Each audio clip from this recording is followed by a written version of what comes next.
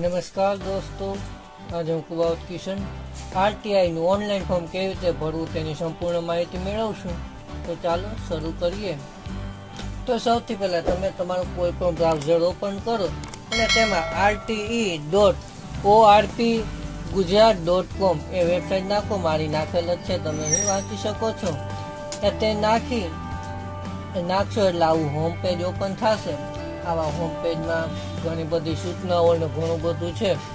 તો એમાં ફોર્મ ભરવા માટે અહીંયા ઓનલાઈન અરજીમાં ઉપર ક્લિક કરવું જોશે. ત્યારબાદ આપણે ન્યૂ એપ્લિકેશન ઉપર ક્લિક કરવું જોશે. એપ્લિકેશનમાં આપણે સૌથી પહેલાં બાળકની માહિતી નાખવાની છે. તો હું અત્યારે ફક્ત માહિતી માટે છે એટલે મારું નામ એન્ટર કરી દો. બાળકનું નામ, પિતા વાલીનું નામ અને અટક. તો આ તમારે આધાર કાર્ડ મુજબ જ નાખજો. આધાર કાર્ડમાં જેમ સ્પેલિંગ લખેલ હોય કેપિટલમાં એ જ નાખજો, બીજું કોઈ ન નાખો તો વધુ સારું. ત્યારબાદ તમારે આધાર કાર્ડ નંબર એન્ટર કરવાના રહેશે બાળકના. ત્યારબાદ તેની જન્મ તારીખ તમારે એન્ટર કરવાની રહેશે.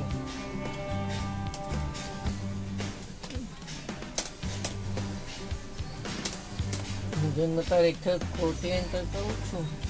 જો અહીંયા આવી ગયું, મસ્ટ બી બિટવીન 2613 to 2614. એટલે આપણે હવે અહીંયા 14 કરી નાખીએ એટલે આવી જશે.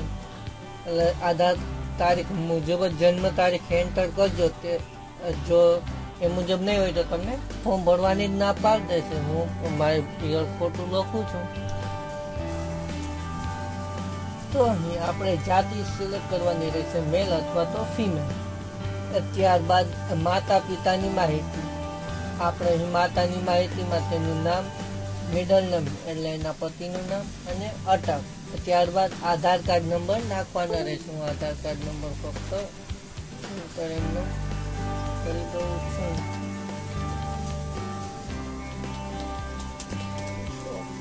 માતાનું પાન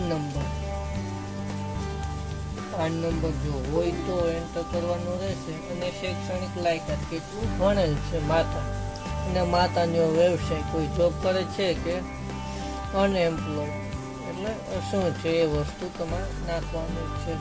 લેબર, ખેતમજૂરી કરતા હોય તો લેબર વર્ક આવી શકે છે, અથવા તો અનએમ્પ્લોયડ ગૃહિણી હોય તો. ત્યારબાદ એ પિતાની માહિતી અહીંયા તમારે તેનું નામ, પિતાનું નામ અને અટક આવી રીતે એન્ટર કરવાની રહેશે. ત્યારબાદ તેમનો પણ આધાર કાર્ડ નંબર નાખવાનો રહેશે.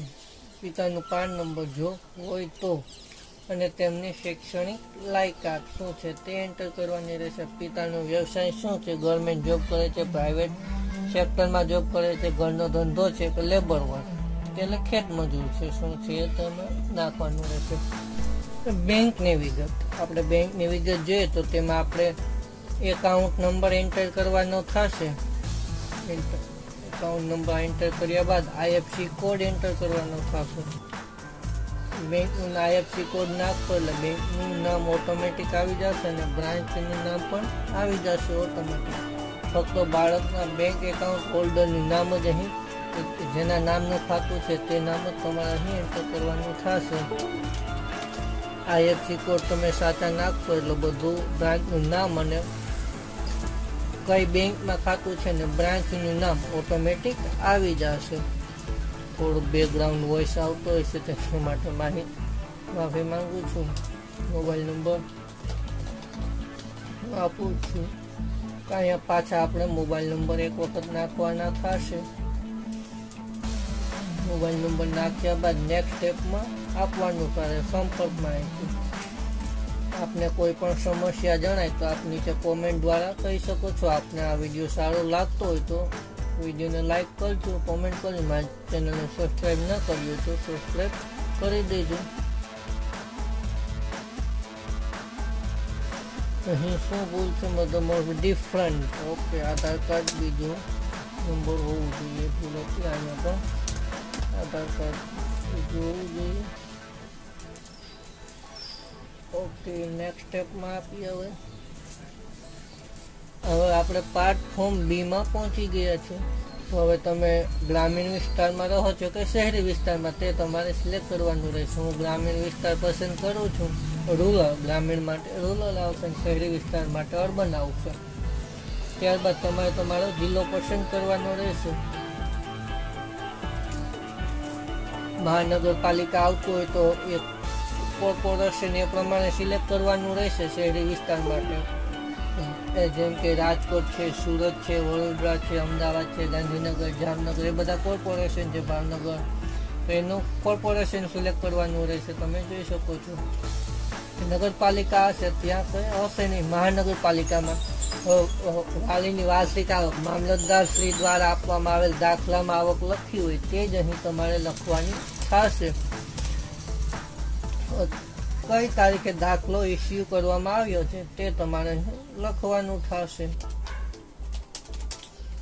તારીખ લખ્યા બાદ આખા વર્ષનું કોઈ પણ ચાલે, એડ્રેસ લખવાનું થશે. ઘર નંબર, શેરીનું નામ,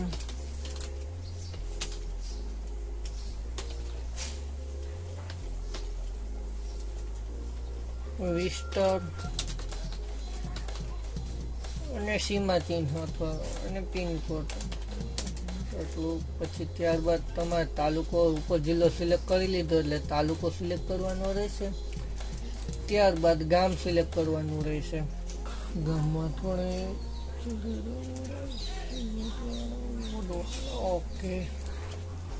અને ત્યારબાદ તમારે વોર્ડ સિલેક્ટ કરવાનો રહેશે કે કયા વોર્ડમાં તમે રહો છો.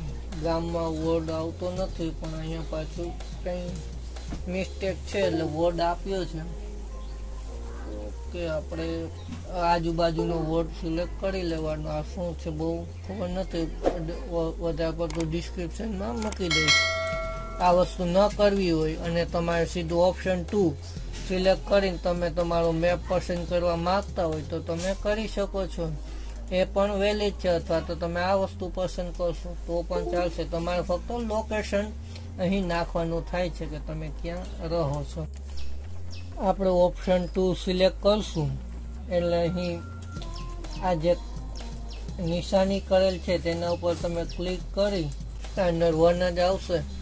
ત્યારબાદ માધ્યમ ઉપર ક્લિક કરવાનું રહેશે. ઇંગ્લિશ માધ્યમ, ગુજરાતી માધ્યમ કે કયા માધ્યમમાં તમે બેહાડવા માંગો છો. શું આપ બીપીએલ કેટેગરીમાં આવો છો? યસ નો સિલેક્ટ કરવાનું રહેશે. ફોર્મની વિગત કઈ કેટેગરીમાં તમે ફોર્મ ભરવા ઈચ્છો છો તે તમારે અહીં સિલેક્ટ કરવાનું રહેશે. બીપીએલ, એસસી, એસટી, ઓબીસી જાતિનો દાખલો ધરાવો છો તો કે યસ. જાતિનો પ્રકાર અહીં તમારે સિલેક્ટ કરવાનો રહેશે. એટલે આનો દાખલો હોય તો જ તમે સિલેક્ટ કરજો અથવા તો ન કરશો તો પણ ચાલશે. અહીં નેક્સ્ટ સ્ટેપમાં આપવાનું રહેશે. Landmark, okay. સીમા ચિહ્ન આપવું ફરજિયાત છે, તમે કોઈ પણ આપી શકો છો. નેક્સ્ટમાં આપણે પાછું આપીએ. અહીં તમારે એપ્લિકેશન નંબર આવી ગયા છે. એપ્લિકેશન નંબર અને બર્થ ડેટ. ઓકે, આ તમે ક્યાં નોંધી લેજો. અને મોબાઈલમાં મેસેજ પણ આવી જશે કે તમે આ વસ્તુ કરી છે. આના દ્વારા તમે આગળની પ્રોસેસ છે તમે કરી શકો છો. ત્યારબાદ આપણે નેક્સ્ટ સ્ટેપમાં અને કોપી કરી લઈએ કે ક્યાંય લખવાનું થાય તો સીધું પેસ્ટ કરવા થાય. કોપી કરી લીધા બાદ અહીં તમે જોઈ શકો છો કે મારી આજુબાજુ 6 કિલોમીટરમાં આવતી પ્રાઇવેટ શાળાઓનું લિસ્ટ આવી ગયું છે. બધા પ્રાઇવેટ શાળા, કર્મયોગી, એ બધી શાળાઓ છે. આટલી શાળાઓ. આમાં સૌથી પહેલી તમારે કઈ પસંદ કરવી છે એના ઉપર તમે પ્લસ ઉપર ક્લિક કરશો એટલે અહીં એ આવી જશે. આમાં તમે કોઈ એવી બંધન નથી કે તમે આટલી જ શાળા પસંદ કરી શકો. તમે આમાં ગમે એટલી શાળા છે તે પસંદ કરી શકો છો.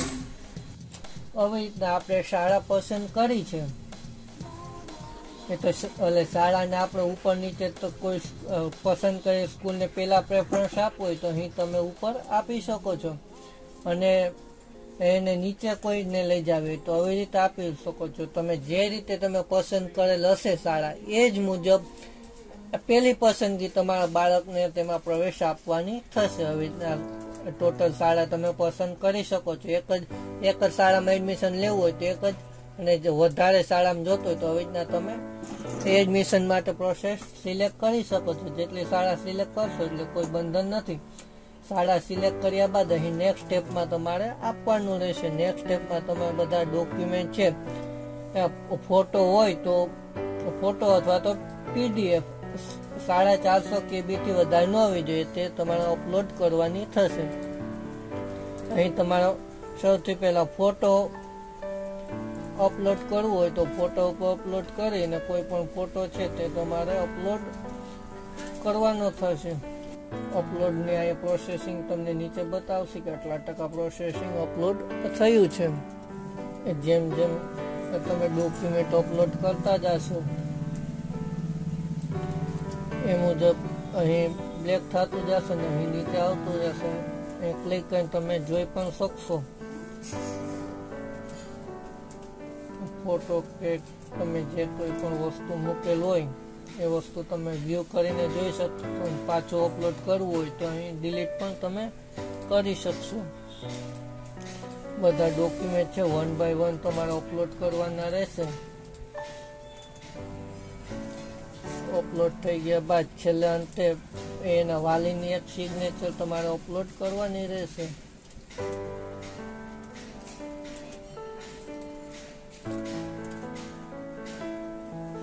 બધા થઈ જાય ત્યારબાદ તમે નેક્સ્ટ સ્ટેપમાં આપી દેજો. નેક્સ્ટ સ્ટેપમાં આપી દેશો એટલે આખું ફોર્મ ખુલી જશે. અને ફોર્મ ખુલી ગયા બાદ અહીં તમે કન્ફર્મ આપી એક વખત ફોર્મ ભરવા આવ્યો હોય ને ચેક કરાવી લેવાનું કે આમાં કોઈ પણ વસ્તુની મિસ્ટેક નથી ને મિસ્ટેક હોય તો પાછું સુધારી લઈ અને પછી અંતે કન્ફર્મ એપ્લિકેશન ઉપર પ્રિન્ટ આપી દેવાની. આપી દેશો એટલે ફોર્મ કન્ફર્મ થઈ જશે અને તેનો મેસેજ પણ આવી જશે અને તેની પ્રિન્ટ આપણે કાઢી લેવાની. આવી રીતના પ્રિન્ટ કાઢી અને ક્યાંય આપવા જવાની નથી. આ પ્રિન્ટ તમારે ક્યાંય પણ આપવા જવાની નથી, ફક્ત તમે તમારી પાસે રાખવાની છે. અંતે જ્યારે ફાઇનલ સબમિશન પ્રવેશ મળી જાય ત્યારે તમારે બતાવવાની થશે. અને ક્યારે પણ પ્રિન્ટ જોતી હોય તો તમે આવી રીતના પ્રિન્ટ કાઢી શકો છો. તો આવી રીતે તમે તમારું ફોર્મ ભરી શકો છો. તો મિત્રો આ એક વાતને ધ્યાન રાખજો કે આ ફોર્મની પ્રિન્ટ છે તમારે ક્યાંય એકેય ઓફિસે દેવા જવાની જરૂર નથી. આખી ઓનલાઈન પ્રોસેસ છે તે ઓનલાઈન પ્રોસેસ થશે. અંતે આ વિડીયો જોવા બદલ આપનો ખૂબ ખૂબ આભાર. આપના વિડીયો કેવો લાગ્યો આપનો પ્રતિભાવ કોમેન્ટમાં જરૂર આપજો. અને આપને જો સારું લાગ્યું તો લાઈક કરીને આપના મિત્રો સુધી પણ આ વિડીયો શેર કરજો. વિડીયો જોવા બદલ ખૂબ ખૂબ ધન્યવાદ.